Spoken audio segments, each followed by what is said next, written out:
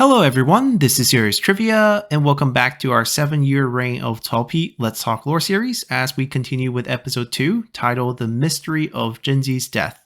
Now, we ended our last episode as we briefly mentioned Talpi's shocking decision to sentence his longtime wife, Zhen Ji, to death 8 months after ascending to become the first emperor of the Wei dynasty.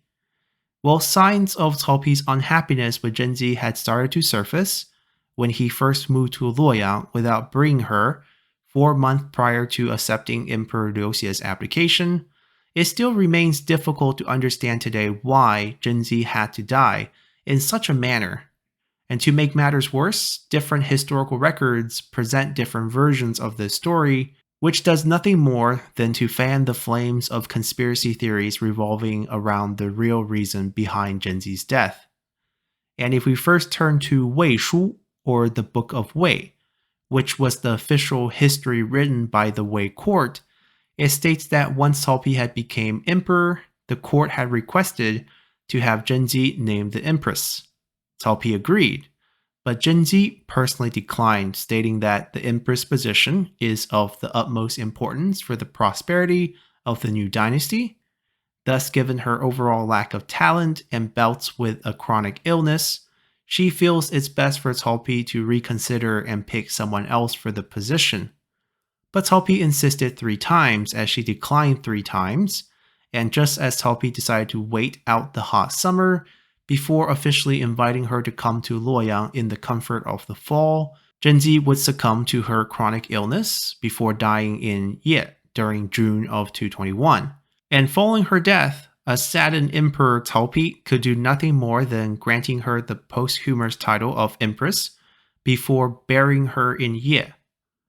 Now, this version clearly differs from the version I have shared with you because most historical sources dismiss the Book of Wei as an accurate source, since politically it would have been impossible for the court historians to actually record down the real events surrounding Zhen Ji's death. Now, lying court historians are nothing new during the Wei dynasty, as by the time of the Three Kingdoms, the techniques used by court historians to cover for the emperor have actually largely been standardized. For example, if a particular event is deemed excessively evil or cruel, the most standard method is actually to omit such an event entirely. So to have the Book of Wei lie about Zhen Ji's death in such a manner is actually particularly strange, as it did not use the omission technique, but rather chose to cover up the event with lies. And we suspect the Book of Wei's version to be false, mainly because the record of Three Kingdoms offer a completely different version, where it states that the concubine Lady Guo, who was favored by Talpi at the time, had actually framed Zhen Ji, which prompted Talpi to sentence Zhen Ji to death, knowing full well that she had been framed, as he wanted to clear the way for his concubine, Lady Guo, to become the first empress of Wei, rather than Zhen Ji, who had long fallen out of favor by this time.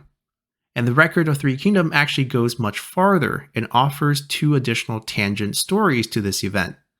First is the story of the famed dream interpreter Zhou Xuan, who had previously accurately predicted the start of the Yellow Turban Rebellion by interpreting Administrator Yang Pei's dream, and the death of 2 female bandits from Liu Zhen's dream about a 4-legged snake.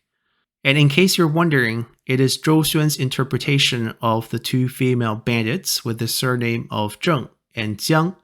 that would eventually give the inspiration for Creative Assembly to create the fictional female bandit faction leader, Zheng Jiang, who goes on and combines the surname of these 2 historical but minor female bandits to form a playable faction in the game.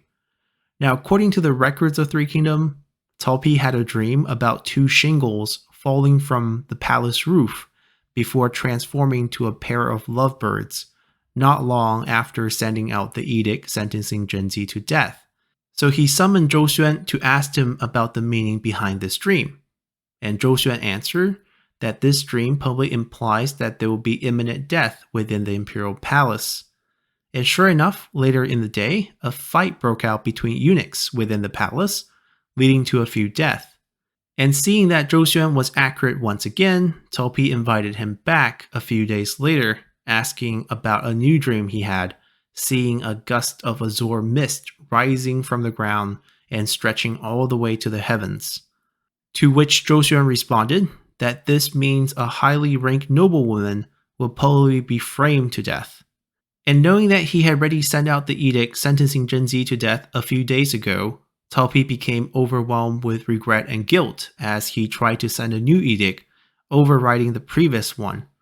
But by the time the new edict arrived, Zhen Jis had already taken her own life. Then in a second tangent, we have the story about Zhen Jis Funeral, where in the records of the Three Kingdoms, it states that because Lady Guo felt responsible about Zhen Jis' death, she ordered that Zhen Jis had to be buried with her hair loose across the front of her face in order to cover her eyes, and for candy to be stuffed into her mouth. So that way, when she enters the underworld, her eyes and mouth will be covered, so she can't tell the deities how Lady Guo had framed her. Now, this superstitious story was recorded mainly because it also states that when Zhen Jis had received the edicts for her death, she decided to pass over her son, Cao Rui, to Lady Li. Then, according to court documents, Zhen Jis died of illness in accordance to the record kept by the Book of Wei. Yet when Cao Rui became emperor, he would learn from Lady Li of how his mother really died. So during the burial of Empress Dowager Guo, Cao Rui would order for her hair to also be loose across her face and for candy to be stuffed in her mouth, to mimic the treatment of his own birth mother as a form of revenge. Now, in regards to the records of the Three Kingdoms, I would also not believe 100% of it as facts either. As I mentioned before, history is always written by the survivors, and the records of the Three Kingdoms were written during the Western Jin period by Chen Shou, who personally compiled and edited a lot of the Book of Wei and Book of Wu before writing the Book of Shu himself, to form the final records of Three Kingdoms. And needless to say, his personal opinions and life experience of being marginalized in the Shu Han court and later in the Jin court had a huge influence on the final records. But regardless, it is still the best record that we have today, and combined with other records and artifacts from the period, it still serves as the best historical source for this time period. But given this, there are still two major issues with the record version as well. First, at the time of Zhen Jis' death, Cao Rui was already 17, so there's no way that he didn't know how his birth mother actually died, and when he first became emperor, there was no immediate retaliation against Empress Dowager Guo, as she would go on to live out her day as the Empress Dowager until dying of natural causes in 235, more than 9 years after Cao Rui became emperor. So the story about the burials of both Zhen Jis and Empress Dowager Guo are most likely mere superstition and folklore, as the historical facts just do not support the story. And speaking of Cao Rui, it brings us to the most popular conspiracy theory of them all regarding Zhen Jis' death, which is that she had been pregnant when Cao Pi had first met her all the way back to 204 during the fall of Ye, and that Cao Rui was actually Zhen Jis' first husband, Yuan Xi's son. So in order to bury this secret forever, Cao Pi sentenced the mother to death, as he still wanted Cao Rui to be his heir. Now, if you have watched our previous Uniting the North lore series, you might remember that I spent quite some time analyzing the timing of Yuan Xi's departure for the You province, and given the lengthy siege at Ye before the city fell, it was impossible for Zhen Jis to be pregnant with Yuan Xi's son at the time, given that the two of them have not had any physical contact or be even in the same place for over 2 years. So needless to say, I firmly do not endorse this conspiracy theory. As for the reason why I think Cao Pi sentenced Zhen Jis to death, it simply comes down to his love for Lady Guo or Guo Nu Wang at the time, and his desire to name her as his empress instead of Zhen Jis. And given how much the court had resisted naming Guo Nu Wang as the empress, even after Zhen Jis' death, on the basis that the Guo clan's background was too poor to be an empress, It is pretty clear that given Zhenji's status as the main wife and her gentry background, she would have been the default choice by the court if she had been alive. And with that, our episode also comes to an end, as we have spent the majority of the first 2 episodes here on Talpi's family affairs. Starting next episode, we'll be shifting to the matters of state, as we'll take a deep dive into Talpi's court reforms and its influence on Chinese court structure in the future dynasties. So hopefully you all enjoyed this episode enough to hit that like button to help support the channel, and until next time, bye!